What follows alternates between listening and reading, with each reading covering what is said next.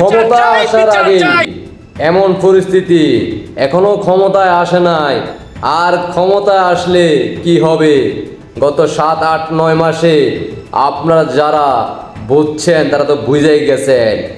এইবার সিদ্ধান্ত আপনাদের কাছে, আপনারা কি করবেন শুনতে থাকুন। বিচার চাই, বিচার চাই, সন্ত্রাসীর বিচার চাই, চাঁদাবাজের কালো হাত ভেঙে দাও, ঘুরিয়ে দাও। আমরা বিএনপির বিপক্ষে না। সে ভোটটা কিভাবে নেবে? আমাকে মেরে নেবে? সে তো আমাকে ভালোবাসে দিয়ে তো ভোটটা চাবে, তাই মাইরে তো সে ভোট নিতে পারবে না। এর আগে এরকম দেখিনি, এই 5ই আগস্টের পরে সে একেবারে পাগল হয়ে গেছে। এই 5ই আগস্টের পরে সে যেহেতু বিএনপির নেতা, তার নেতা বৈধ কমিটি না, এটা হলো মুখিক তার একটা কমিটি করছে, সেটা আপনি দেখবেন, তার ব্যানার হয়ে আছে, সেখানে দেখবেন সে বৈধ হয় না, এখনো বৈধ হয়নি। আর সর্বশেষ আমি যে কথাটা বলবো, বিএনপি তো এখনো ক্ষমতাই যায়নি, তাই না? তারপরে আমরা একরকম অত্যাচারী টর্চারি আমাদের পড়ছে, বিএনপি ক্ষমতা গেলে কি হবে? আমরা কি গ্রামে এলাকায় থাকতে পারবো? ওখানে যায় ওই জায়গাঘাট দখল করার জন্য, তখন ওই এলাকার লোকেরাই প্রতিরোধ করে তাকে ওখান থেকে সরাই দেয়, তাড়াই দেয়। আর ইসের যেটা পশুরহাটের যেটা, সেটা ওখান থেকে চাঁদা যা তোলে তার বোধহয় একটা অংশ সে পেয়ে থাকে। হ্যাঁ, বিগত 16 বছর আগে আমি আমার ভাগ্নি জামাই এবং প্রতিবেশী ইবাদ শেখের নিকট থেকে 9% জমি খরিদ করি, কিন্তু তাদের বসবাসের জায়গা না থাকার কারণে আমি তাদের মানবিক কারণে এই জমি বসবাস করতে দেই। সম্প্রতি তাদের আমার প্রকৃত জমি ছেড়ে দিতে এবং বুঝিয়ে দিতে বললে তারা না দিয়ে উল্টাপাল্টা হামকি ধমকি দিয়ে আসছিল। সর্বশেষ গত 29 এপ্রিল দুপুরে আমি প্রয়োজনীয় কাশিয়ানী সদরে গেলে তারা আমাকে দেখে আমার কাছে ওই জমি ফেরত চায়।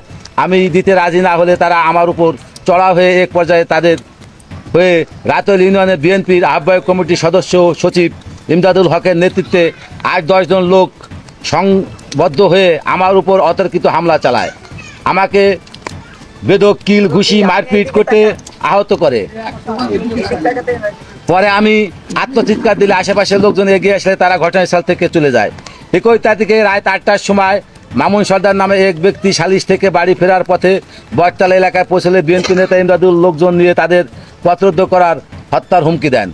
এছাড়া গত 25 দিন আগের একই গ্রামে আকেশ শেখের মাছের ঘের দখল ও মাছ লুটের চেষ্টা চালায় বিএনপি নেতা ইমদাদুল হক। এদিকে পোস্টার ছাড়ার অভিযোগ তুলে এলাকার বিভিন্ন লোকজনের নামে থানায় অভিযোগ দেন ইমদাদুল হক। তৎকালীন কাশিয়ানী থানার ওসি শফিউদ্দিনের যোগ সাজেশে আমি সহ এলাকার লোকজন হত্যা মামলা আসামি করে হুমকি দেওয়ার হয়রানি করেছেন। আবার মামলা থেকে নাম বাদ দেওয়ার কথা বলে টাকাও চেয়েছেন তিনি। এছাড়া একই গ্রামে মোস্তফা শেখের সাথে তার আপন ভাইয়ের বিরোধ চলছিল বিএনপি নেতা ইমদাদুল হক। তারপর ভাইয়ের পক্ষে লোকজন নিয়ে তাকে মারধর করে এবং মুখে দাড়ি টেনে ছিঁড়ে ফেলেন। বিল্লাল শেখ নামে এক ব্যক্তি ইমদাদুল হকের কাছে পাওনা টাকা পাবেন, টাকা চাওয়ার টাকা না চাইলে টাকা না দিয়ে উল্টাপাল্টা বেদর মারধর করেন তাকে। পাটের পাওনা টাকা চাওয়ার পরিবর্তে পাথরঘাটা গ্রামের খান জাহানকে মারধর করেন তিনি। ধানকোয়া গ্রামের বাসিন্দা ও কাশিয়ানী বাজারের ফার্নিচার ব্যবসায়ী আশরাফ ভূঁইয়াকে তার ব্যবসা প্রতিষ্ঠান থেকে জোরপূর্বক তুলে নিয়ে তিনি 5 লক্ষ টাকা চাঁদা দাবি করেন। গত 3 মাস আগে পারকরফা গ্রামের সোহান শেখ ইমদাদুলের কাছে পাটের পাওনা টাকা চাওয়ায় তাকে ভাইটেপাড়া বাজারের নদীর ঘাটে নিয়ে বেদর মারপিট করে এবং আহত করে, এমনকি উল্টাপা মামলার ভয়ভীতি দেখায় টাকা চাইলে। ধানকোয়া গ্রামের বাসিন্দা করিম মোল্লাকে তুচ্ছ একটা ঘটনার জেরে বিএনপি নিজেই জরিমানা করেন। এছাড়া তার বিরুদ্ধে জোরপূর্বক ইটনা খেয়াঘাট দখলের চেষ্টা, পরানপুর গরুহাটের চাঁদা নেওয়ার পশুহাটের থেকে চাঁদাবাজির অভিযোগ রয়েছে। এখানে অধিকাংশ ভুক্তভোগী উপস্থিত রয়েছে। আমরা বিএনপি নেতা ইমদাদুলের হাত থেকে বাঁচতে চাই। আমি সহ রাতেল ইউনিয়নের সকল ভুক্তভোগীর পক্ষ থেকে সুষ্ঠু ও নিরপেক্ষ তদন্তের মাধ্যমে বিএনপি নেতার বিরুদ্ধে শাস্তিমূলক ব্যবস্থা ও ন্যায় বিচার প্রত্যাশা করছি। উপস্থিত সবাইকে ধন্যবাদ। কি শুনলেন তো? এভাবে কিন্তু সারা বাংলাদেশে প্রত্যেক এলাকায় মহল্লায় ঘটে যাচ্ছে হাজারো হাজারো ঘটনা। কিন্তু বর্তমানে 5ই আগস্টের পর থেকে আমাদের বাংলাদেশ মিডিয়াতে এগুলো প্রচার হয় না। তাই বাংলাদেশের সাধারণ জনগণ, মাননীয় প্রধানমন্ত্রী শেখ হাসিনা ক্ষমতা থাকার সময় বাংলাদেশকে ডিজিটাল বাংলাদেশ করার কারণে, সবার হাতে স্মার্টফোন থাকার কারণে বাংলাদেশের মানুষ যারা বিভিন্ন সোশ্যাল মিডিয়াতে যুক্ত আছে, তাদের জায়গা থেকে তারা সেই ভিডিওগুলো ধারণ করেই কিন্তু সোশ্যাল মিডিয়াতে আপলোড করতেছে। এতে সাধারণ জনগণ এক এলাকার খবর অন্য এলাকায় যা সারা বাংলাদেশে ছড়িয়ে পড়তেছে। তাই সিদ্ধান্ত এবার আপনাদের, বাংলাদেশের মানুষদের দৃষ্টি আকর্ষণ করব। ক্ষমতা আসার আগেই এমন অবস্থা, গত 7-8 মাসে সবাই ক্লান্ত। বাংলাদেশের মানুষ নিরাপদে নেই। বাংলাদেশের মানুষ এখন আর নিরাপত্তা পাচ্ছে না। চাঁদাবাজ একের পর এক হচ্ছে প্রত্যেক এলাকায় মহল্লায়। সিদ্ধান্ত নেওয়ার একান্ত আপনাদের ব্যক্তিগত জায়গা থেকে নেবেন। কি সেই চাঁদাবাজদেরকে আসার জন্য ক্ষমতায় সুযোগ দিবেন, নাকি এখনো সময় আছে?